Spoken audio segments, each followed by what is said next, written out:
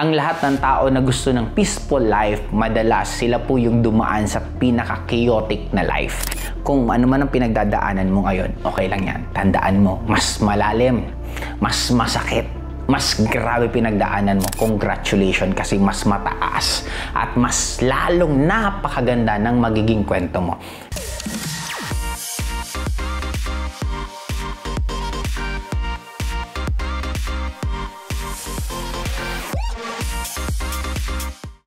Hi classmate!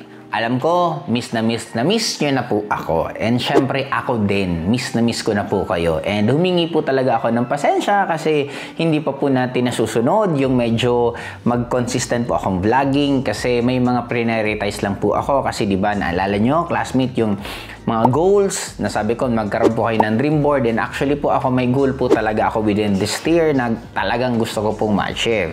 Kaya nga nagkaroon po ako ng mga adjustment, nagkaroon po ako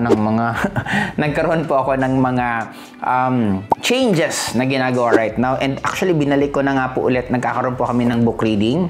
Kasi ako for so long, na-miss ko rin po talaga magbasa ng libro. Dati, sa isang buwan, nakakaubos po ako ng isang libro lang naman.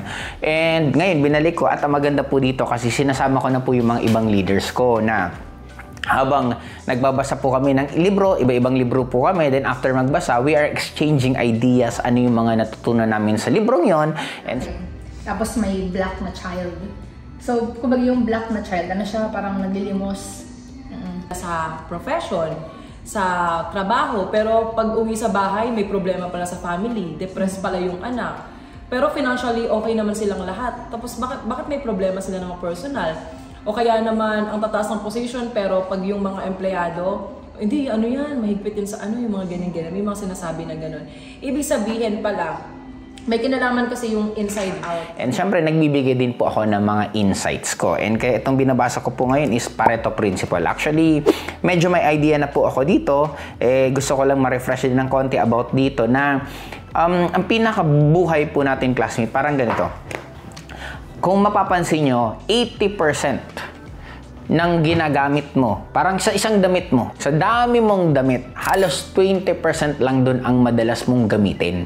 Kahit ang dami mong, may sapatos kang 100, mga 20 sapatos lang dun ang lagi mong ginagamit. Kasi yun na po talaga yung rules na, kaya nga, ito rin po yung sasagot sa hindi po talaga lahat ng tao yayaman kasi design po talaga na may maging mayaman, may maging mahirap. Kaya lang, ang tanong lagi po dun, ano ba ginagawa ng mga taong nagiging successful at nagiging mayaman? Yun po ang isa sa dinidiscuss dito kasi prove nila na 20%, example, sa sales ng isang company, majority ng sales dun galing po talaga sa 20% ng mga performer. Hindi po talaga lahat. Okay? In short, pero hindi ko po ito ang i-discuss ko po ng todo sa inyo.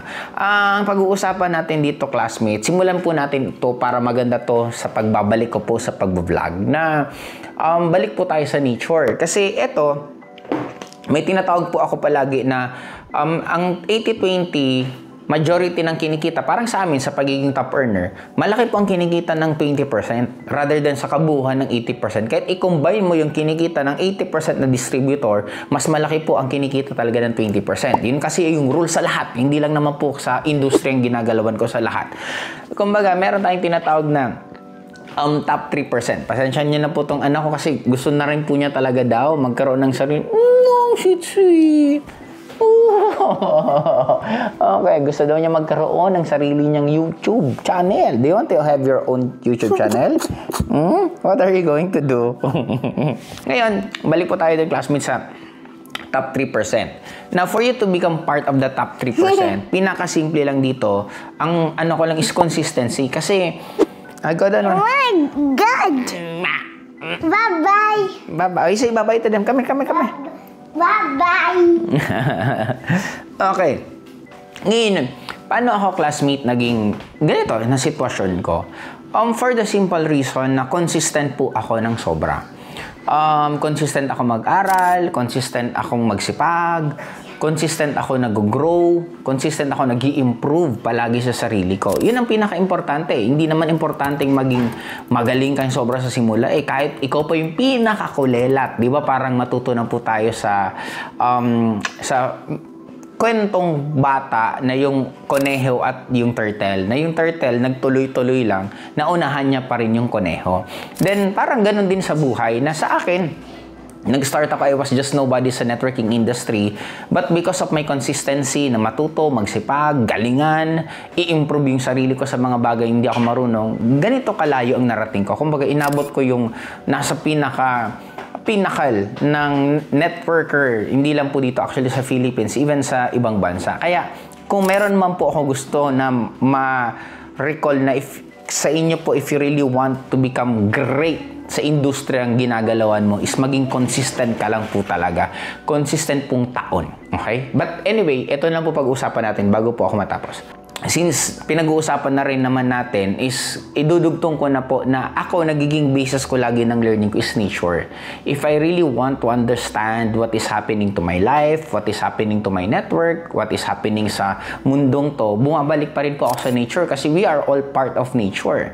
Now, mapapansin, tatanungin kita classmate, ang puno, ilang direction ba pag tumutubo? Commonly sagot natin is 1. Kasi ang puno, di ba parang nakaka-believe nga ang puno kasi dinidefy niya ang gravity. Kasi bakit ko sinasabing dinidefy? Kasi ang puno, tumutubo pataas. Di ba? Saan ba ang gravity? Kung totoo man na may gravity, di ba? Kung totoo may gravity, di bakit ang tubo niya pataas? Di ba dapat ang tubo niya pababa lang? Pero dalawang klase ang tubo ng puno. May pataas at may pababa. At kung mapapansin mo, classmate, kung huhukayin mo, mapapansin nyo pareho halos ang itsura ng baba, ng root at ng taas. In short, ano ang point ko? Tingnan na lang natin to, classmate, sa kung may ginagawa ka ngayon, anumang endeavor na ginagawa mo. Yes, yung taas, ito yung bagay, classmate, na papalakpakan ka. Ito yung bagay na pag may mga bunga na, makikita mo na yung mga pinaghirapan mo, pwedeng malaki na kinikita mo, pwedeng hinahangaan ka na, successful ka na sa business mo. Yun yung taas eh. Pero, ano yung baba? Lagi ko tong sinasabi na if it's important ang love and light, importante din po ang darkness. Kasi you can never appreciate the light kung hindi ka dumaan sa darkness. Ang lahat ng tao na gusto ng peaceful life, madalas sila po yung dumaan sa pinaka-chaotic na life. Kasi may comparison po sila. Kaya ibig sabihin, classmate, kung importante po ang taas, ito yung light, importante din po yung baba. Diba? Pag tumutubo ang ugat sa baba, masakit. Kasi po, binibreak po ng ugat yung mga lupa, kung may bato, kung ano man, binibreak nila. Habang binibreak nila, masakit po yan.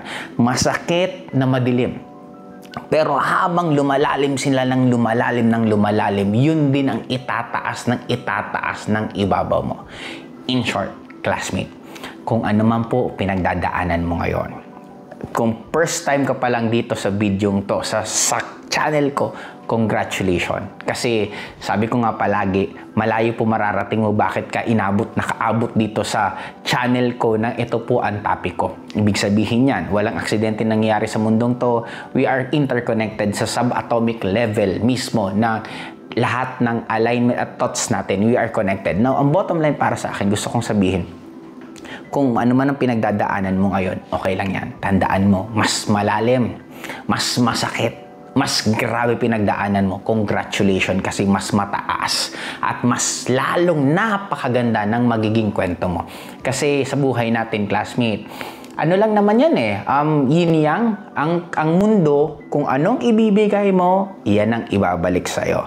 Kaya kung grabe ang sakripisyo mo at grabe pinagdadaanan mo, maging napakasaya mo, maging sobra kang excited. Alam ko, nakakaiyak yan, alam ko masakit yan, kasi minsan pwede mong sabihin sa akin na hindi ka dumaan sa pinagdadaanan ko. Wala pa akong right para sabihin or pakialaman ko ang pinagdadaanan mo. Basta isa lang po ang alam ko, yung mga tao na grabe ang pinagdaanan nila sa buhay, yun din po yung grabing mararating nila. Kaya para sa akin, just always be happy. We are just living sa tinatawag na play or game na code life. Na buhay tayo dito is dadaan lang tayo. Kaya huwag ka masyado maging seryoso. Enjoyin mo lahat ng pinagdadaanan mo, enjoyin mo lahat ng process kasi isa lang sure ko, hindi mo yan dadaanan at hindi yan ibibigay sa'yo kung hindi mo yan kaya. Kaya bilisan mo lang matuto and mag-appreciate yan at magsawa ka dyan sa sitwasyon mo kasi darating at darating ang time gaganda ang buhay mo. Kaya paano yung classmate? Dito na muna ulit ako and hey, salamat. Nakabalik na po ako sa pagbabloging. Kaya kita-kits tayo ulit. Bye-bye!